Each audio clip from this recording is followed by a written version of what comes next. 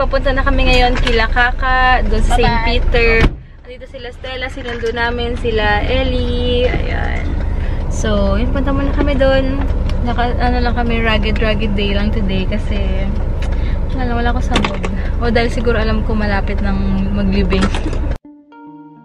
Wow! Wow! Batman! Say thank you! Kiss. Wow! More! Figure! Lala pa yung tulog. Nitignan niya mabuti. Green Batman, look. Oh, Green Batman. Wow, ang dami naman! What about Joker? Ang daming! What do you want? No! Saan ako collection? Wow! Do you like it? Man! Yeah, it's Batman! Batmobile dun eh, dalawa. Talaga? Na? Ewan ko, nandun ba yung Batman? Tignan mo siya, oh. Hey guys, kakatapos na namin kumain sa Mang Inasal. Hindi ako nakapag-vlog kanina kasi gutom na rin kami. Kasi anong oras na ba, Daddy? No, what time na? 2:20. Oh, 2:20 na to na kami nag-lunch. So, last day na ni Kaka. Tomorrow, yun. Before we say goodbye talaga. Mamaya mag-stay kami doon hanggang siguro mga 9 PM. Antay ko pa yung mga pinsan ko. Mamimit ko pa yung mga ibang pinsan ko later. Bibili muna kami ng something sa grocery para kay Ate Rudy. May pinapabili siya eh. Tingnan lang si Daddy ng planner. I think yung planner is ano doon. Ayun ang Daddy. Ayun na. There. Mga planner nila. Ito yung gusto ni Ate Ludes. Bigla na lang guys natulog. Ayan o. Busog na busog. Dami kinaing palabok. Hey guys! We're back! Ano na kami ngayon sa St. Peter. And may nagbigay kahapon from Bulacan ito. Suman. Si Tabek. Hi Tabek. Hello. And si Mama. Ako. Ano kinakain mo? Si Daddy. Yun. Si Ellie. May nagbigay kahapon from Bulacan. Kaya sabi ko, Mama, tabi niyo isa kasi ang sarap talaga. Sa Bulacan pala medyo mura pala to. Tapos, ano, so dito kasi mahal to sa mga alabang. Yan, doble yung presyo. And guys, ito yung mga food. Yan. Minsan lang. May pansit na ako. Yan. Kumain ako nito. Ano sila? Ang dami na yung tao ngayon kasi last day na. Say bubbles. Bubbles. Again. Bubbles. Bubbles. You want? What do you want? Cat. What do you want? Say bubbles. Bubbles. Hey guys, andito pala yung mga pinsan ko, si Ate Kate. Parang ngayon ka lang na nakita. Ngayon pala. Ngayon lang. Pangalawa na pala. Ayan, si Ate Kate. Hindi niya nawala. Si Arlene, ayun. Yun yung gumawa ng cake ni Daddy Dags noong December. Si Vicky from Bulacan. Ayan. Ay, Hyacinth. Ginagamit pala ni Ate Kate yung lipstick na binigay mo sa akin. Favorite niya. Tingnan niyo, dugit na dugit sa yung una mo binigay. Tingnan niyo, dugit na dugit. Ito favorite ko talaga. Ay, sa kanya rin galing yun. Ayan, thank you, Banano. Ginagamit mo rin sa ano.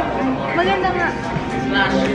Guys, kada makakakita siya ng coins, alam niyo ba, kinukuha niya to, tapos nilalagay niya lahat ng coins niya dyan. So, save it, diba? Marunong lang mag-save. At a young age, diba? Alam niya na. Very good. Well, oh, very good. Go. Hey guys! Ayan, grabe, 1 AM na. Late na kaming nakauwi. Mga bandang magto-12 na rin. Tapos Hugo nakatulog sa gising na naman siya. Nangati-ngati pa na pinakain ni Papa Dex ng Choco Baby. So, medyo nag-react na naman sa skin niya. Kaya, medyo nangangati-ngati siya. Sinawiran namin, niliguan namin ulit siya para malisin. Ginamit ko yung lotion na binigay sa amin ng mga ninangs niya from Sweden. Ayun, kasi lesson yung kate doon. So, say bad. Bad. Bad. Say bubbles. Bubbles. Oh, who do you look like? Bo. Huh? Daddy. Daddy. Who will give you a bath? Daddy. Daddy. Who gave you a bath? No, it's not daddy. It's mommy. Mama. Nag-iinarte siya kanina. Ayaw niya si daddy niya. Kaya ako nagpaligo sa kanya. Pero nandun si daddy niya. So, yun guys. Bukas ang katinang. Bukas na lang guys ha. Tomorrow is living day na. Kaloka. Pero ganun talaga guys. Ay, naku. Hindi ko alam sabihin ko. Daddy daw oh. So, tomorrow na lang guys ha. Late yung mga... Daddy, late yung mga vlogs kasi nga walang net. Kaya na ang bagal ng internet doon sa St. Peter. Hindi rin kaya nang mag-upload hanggang update lang. Pero hindi ako nakapag-update kasi wala lang. Hindi ko lang feel. Wala ako sa mood lately na pero ganun talaga. Work. Kailangan din naman mag-work. So, after dito, paglibing lang ni Kaka, magpapahinga lang ako saglit. Tapos, back to videos na kasi may mga kailangan din akong tapusin. And may mga parating ding products. Kaya medyo mabibisi-bisihan din ako. Tapos, may mga client meeting din si Daddy very soon. Kaya, hati-hati oras guys. So, kaya namin to. Kakayod talaga kami para sa kinabukasan namin. Sa mga plans and goals namin. And para sa future. Depende para sa future ng anak namin. Ayun guys. Tawag ito. Ay, pasensya na pala sa mga nag-PM sa akin na gusto dapat dumalaw sa St. Peter. Hindi ako nakasyadong kapag-update kung magpapansin nyo. Kasi nga, hindi namin alam yung oras na punta namin doon. Tapos, hindi naman kami nagsistay ng matagal doon kasi dahil kay Hugo. Kanina lang kami sobrang nagsing ng matagal kasi may mga family pa dumating. Pero yung... Yeah. Pero late ko papansin nyo, late na kami pumupunta doon or pumunta doon. Kaya pero sobrang nagpasalamat ako sa mga kumari ko and sa mga friends na gustong pumunta.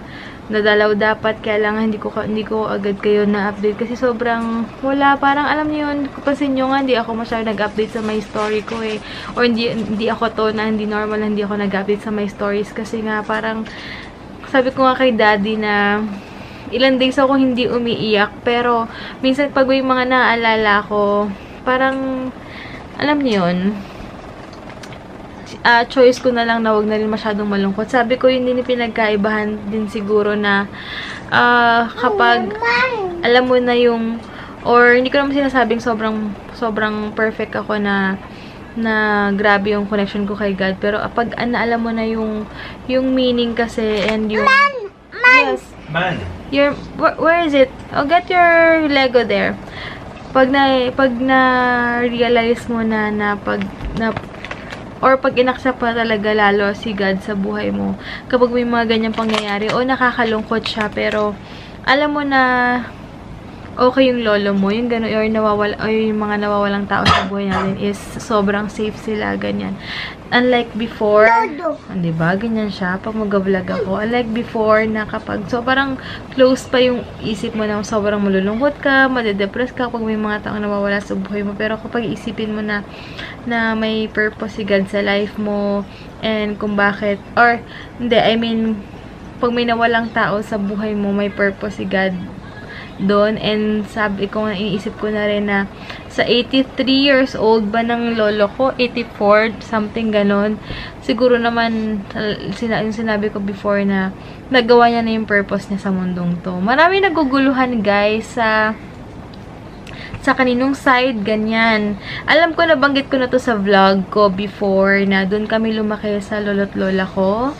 Ayan, bali sa side siya ni mama. Kapatid siya ng daddy nila mama. Tapos sila ang nag-alaga kila mama. Kasi nung nagsabi yata si Papa Dex na mas nalungkot siya nung nawala yata yung lolo ko. Ay, yung nawala yung tunay kong lola. Mas naisip niya pa na paano pag yung lola ko yung si Mimi yung nawala. Parang mas malungkot siya. Kasi nga guys. Me, yes. Mimi, say Mimi. Mimi. May sus! Say Mimi! Ganda na sabi. Say Mimi, you go. Mimi. Say Mimi. Mimi. Sabi niya Mimi. Ayun guys. Yun, si Mimi kasi yun nga, yung kapatid niya is yung lolo ko. Ayun. Kaya sobrang blessed ako kasi ang bait. Mimi. Mimi. Ang bait din ni Kaka kasi ilan sila inalagaan na magkakapatid. Tapos pati ako, inalagaan nila ako. Ganyan. Pero ang tunay talaga nilang anak is yung tito ko, yung tito Ashley ko, tsaka si Daddy Yayan. Tapos yung si Ara tsaka si Bren, yun yung tunay na, hindi man tunay na apo. Pero yung, tunay na apo. Kami, parang pamangkin lang kami sa apo, pero hindi namin na-feel na parang iba kami, lalo na ako. Kasi talagang ever since spoiled ako sa mga tito ko. And, sa kanila talaga. Yun yung story, guys, ha. Huwag na kayong malilito or magtatanong, Mimi! O yun. So, sana clear na sa inyo. Pero hindi ko sila tinitignan na parang tita, ganyan, or lola na from ganyan. Kasi talaga ako lumaki sa kanila. And sabi nga ni Heinz, naiintindihan niya ako kung bakit sobrang emotional ako pag may nakikita ako matatanda, lalo na sa mga labas. Alam niyo, parang gusto mo silang bigyan ng something palagi dahil masyadong natatouch yung heart mo sa mga lolo't lola. Ganun yung feeling ko. So, sabi niya, naintindihan niya kung bakit minsan parang ang OA ko na napaka-emotional ko pa nakikita ko na matatanda. Kasi nga doon ako lumaki. And talagang alam niyo na yung mga kwento. Marami pa ang kwento. Pero, ayun, sobrang love na love ko talaga sila. So, ayun, tomorrow guys, babalitaan ko kayo. Magbablog ako hanggat kaya ko, or magpapablog na lang ako kung, basta kasi lately, di ba kung papansin hindi masyadong mahaba yung vlog. Kasi nga, parang wala rin ako sa mood, pero gusto ko lang to i-share kasi part 2 ng life ko eh. Ang sarap din to balikan kapag matagal ko na nangyari, yung ganun. So, kaya nag-vlog pa rin ako, pero ito yung update. So, tomorrow na lang, guys. See you, go store. But tomorrow na lang, guys. Thank you so much, guys, for watching. And God bless. Say, Mimi. Mimi. Say, Mimi.